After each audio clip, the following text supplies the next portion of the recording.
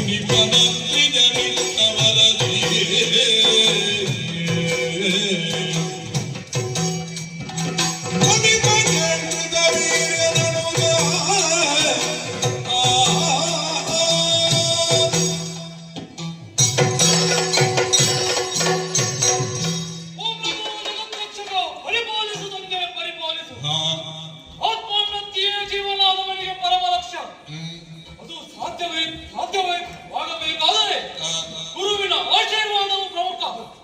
ಅಂತೆಯೇ ನಡೆದುಕೊಂಡು ಬಂದವನು ನಾನು.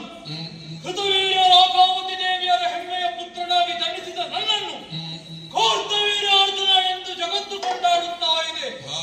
ಕರವಿಹೀನನಾಗಿ ಜನಿಸಿದ ನನಗೆ ಗುರುಗಳಾದ ದತ್ತಾತ್ರೇಯರ ಹಿತಸ್ಪರ್ಶದಿಂದ ಸಾವಿರ ಬಾಹುಗಳ